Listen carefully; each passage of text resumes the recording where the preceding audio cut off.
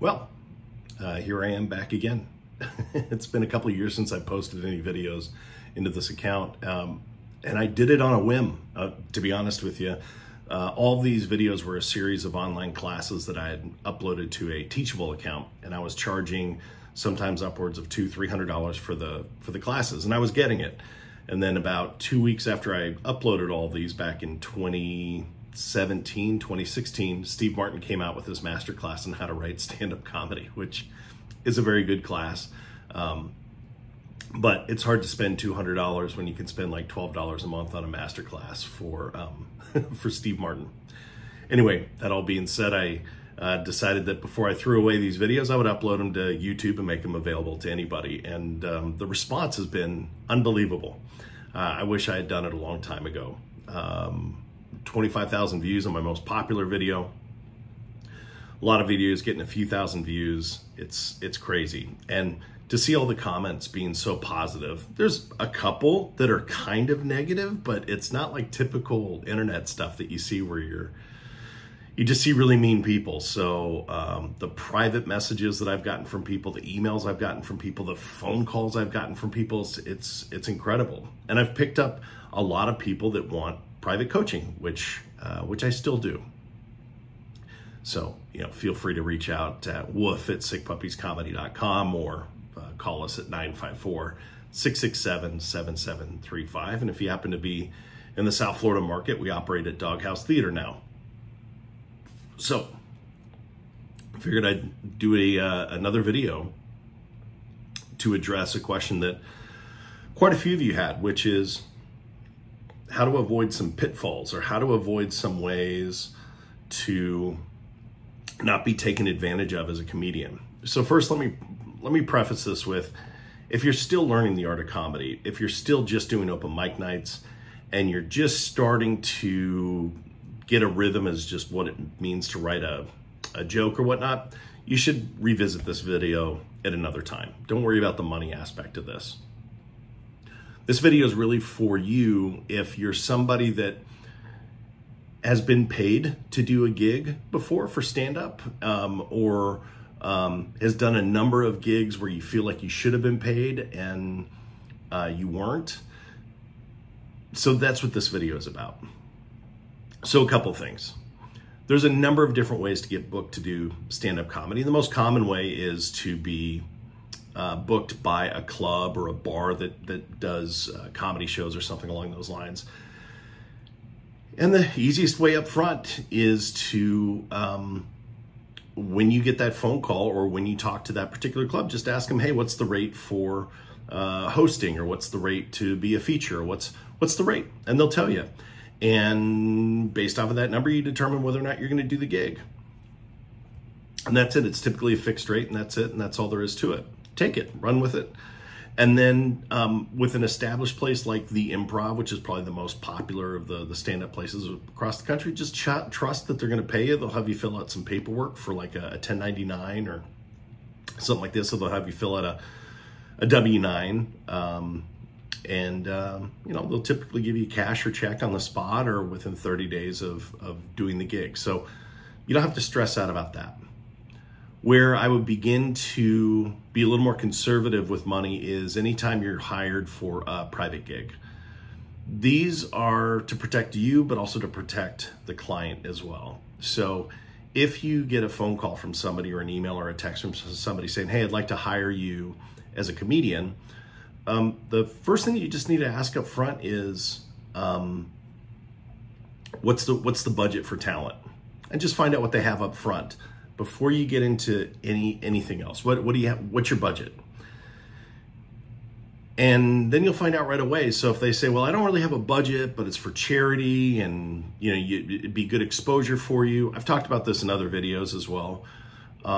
That's really up to you at that point. But just because you have a talent and you have a skill that doesn't necessarily cost you money in goods, like for example, like as a caterer, you don't have to go buy food, you don't have to have a truck, you don't have to have cooking equipment, another staff to help you or anything like this. Doesn't mean that what you do should just be free because it's up here locked up in your head. The amount of time and energy you've spent to get up to a point to where you're worthy of being paid to do this has an inherent value to it. So what you really want to do is find out what the budget is. And again, if it's a charity event and they don't have a budget for you, I challenge that charity probably isn't very successful, because charity events create significant budgets for all of the things to make an event successful so that they can raise significantly more money than what the cost of the event is. It's not about everybody just donating their time because it's your charity. I prefer to donate my money to the Golden Retriever Rescue of South Florida and the Tri-County Humane Society. Those are the two places that I donate my time and money to. And there aren't any other causes that I necessarily go after. There's a couple of runs that I do throughout the year that helps, like the DCC for cancer research. But otherwise, I don't have to be part of your charity. So if you'd like to hire me as talent for your event, I'm going to enhance your event. I'm going to make it better. And therefore, the people that are there are going to have a good time. And hopefully when they're in good spirits, they'll want to donate more money. So it's perfectly okay to thank them. So if they say, I don't really have a budget, we're, just a small charitable organization, and they'll say, well, I appreciate you. And then the next thing they'll ask is, who would you recommend? And I can't be more clear with this. Don't recommend anybody. Don't recommend anybody, because if you're going to recommend somebody to them and they end up not being very good, that's on you. So you're recommending somebody that you know would get paid nothing to do this gig, or you're referring a friend of yours to go not get paid. And so you're, what's the word that I'm looking for? You're continuing to make this scenario worse, in the fact that there's always someone that's going to do it for free. And the truth is, there is always somebody that's going to do it for free. There's always somebody that's going to do it for less money. You just have to hold to what your value is. So let's say they do give you a budget. And let's say that they tell you up front, hey, I've got $300. Then at that point, to make sure that you're not taken advantage of, you say, okay, you think to yourself, that makes sense. So there's some questions that you have to ask. Number one is, where is it? So if I'm living in South Florida, I'm getting a call from Orlando, that $300 may not be enough just for me to travel up there. It's going to take me 2.5 hours, do the gig, and then travel 2.5 hours. So there's 5 or 6 hours of travel round trip, and you have to account for that. So first of all, figure out where it is, figure out when it is, make sure that you're available, and then be very clear on how much time do you need me to do and what time do I need to arrive. So, if you're asking me to do an hour, that amount of time is extremely hard to get out of people. There's very few comedians that can do an hour of good comedy. There's very few comedians that can do 30 minutes of good comedy. But if you're asking me to do 5 or 10 minutes of comedy, okay, well, there's a lot of comedians out there that can do a pretty good 5 or 10 minutes. So the more time they're asking of you, the higher the price can be, and that can grow exponentially. So look, if you've got a gig that's 5 minutes from where I live and it's on a night that I don't have anything booked, I might do your gig for $100. Great. It's money that I wouldn't have had otherwise. You have me do 10 minutes. I'll come in, I'll do the time, and I'm out, and give me $100. Great. Dinner for the kids. And we move along. But, my fee has gone up significantly over time, and it's not because I'm some well-known household name. It's just because I know the quality of what I do is good, and I value the time. So we ask, what's the budget? If there's no budget, you can end the phone call at that point. I really appreciate the invitation to do this. Unfortunately, there's nothing that I can do at this time. Where is it? It's up in, it's local. Okay, that sounds good to me too. How much time do you need me to do? Okay, I can do that. And then you really need to get into all the other details and the nitty gritty up front, so you can put it on paper in an email and send it off to the client. Can my comedy be clean? Does my comedy need to be dirty? What's expected of me? What time should I be there? Is there any other social commitments that I have to make? So sometimes you may perform, but then they ask you to stick around for drinks or something along those lines. Get all of that on paper, put that in some form of an email, and then what I always tell people is, to commit me for that particular date, I require 50% up front. So if it's a $300 gig, I'm going to send you an invoice, and I use Square because you only pay when you use it.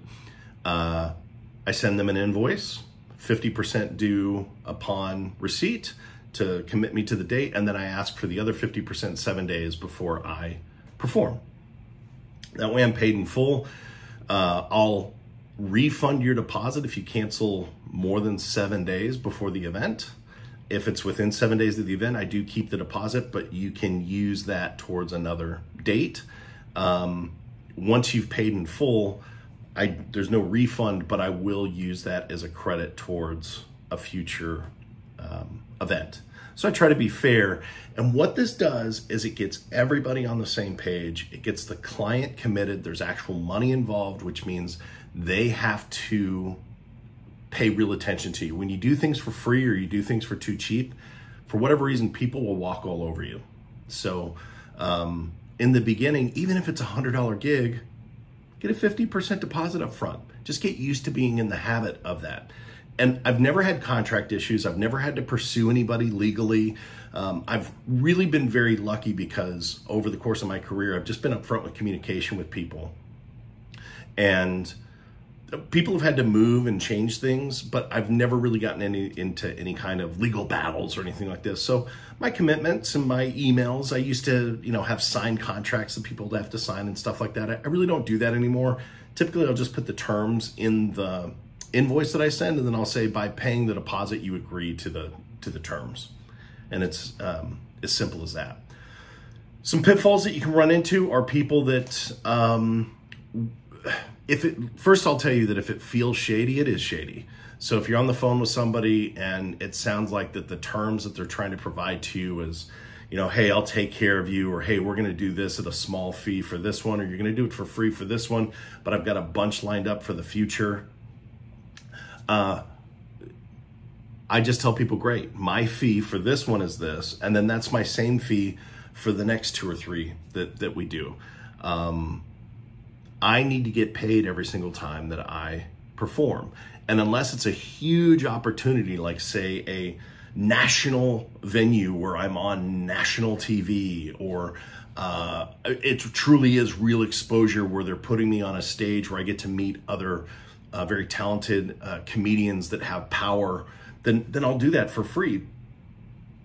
But that's not the norm, and I've never been in that position before either. So it's, when you hear people say do things for exposure, just keep in mind that if you do an event for free and people really enjoy you and they come up and tell you like afterwards, oh, that was really great, the dream is that someone's that just saw you is gonna hire you for their event or for their thing.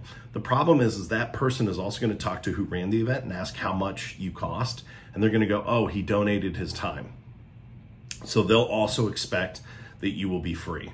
However, if you charged $1,500 or $2,000 or $3,000 or $7,000 or $10,000, and they say, how much did Casey cost? He was $10,000. That person, if they decide to come and talk to you, is also under the impression you're gonna cost somewhere around $10,000. That's a good lead. So if it feels fishy, it probably is. If you get all of your terms taken care of in advance, you get budget taken care of in advance, and you get an email out there and you receive a deposit, that's your best way to avoid a bad situation. It doesn't mean that you're not going to have a bad experience on stage, or it's going to end up being kind of a gig that you didn't like, or it could be that you suck that particular time. But that's the best way to make sure that you are safe and taken care of, and you go from there. One additional last thing that I'd like to call it as well is, a lot of times I'll get calls where they're looking for 2 or 3 comedians. And what that means is maybe I'm the headliner, and then I need to get a feature and a host. And a lot of times people feel guilty about, like, so let's say the budget for something like that is $2,500. So they have $2,500 for the event. You shouldn't have any issue with keeping $1,500 of that $2,000, giving, $750 to your feature and $250 to your host.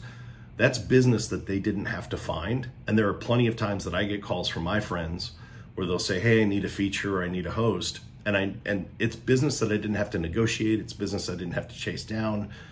And it's me just being able to have fun and work with a friend. And then I just make whatever they're giving me. And I don't care what they made. So don't feel like because you got money for a gig, you have to spread it evenly amongst the team. What you should be really known for amongst your talent is somebody that pays a consistent amount and pays in a timely fashion. Because if you get paid based off of how much you're being paid, they'll start to go, well, how much is it this time? How much is it this time? I try to pay performers a consistent amount, and I try to pay them more than they would make if they were working with anybody else. So I hope that's helpful. I'm so grateful for all the follows and the comments and the views. And again, I'm always available at 954-667-7735. Casey at CaseyCasperson.com or Woof at SickPuppiesComedy.com if you need some individual coaching. So for those of you that I am coaching, I'm taking your advice and trying to put some more videos back up. Okay, thanks.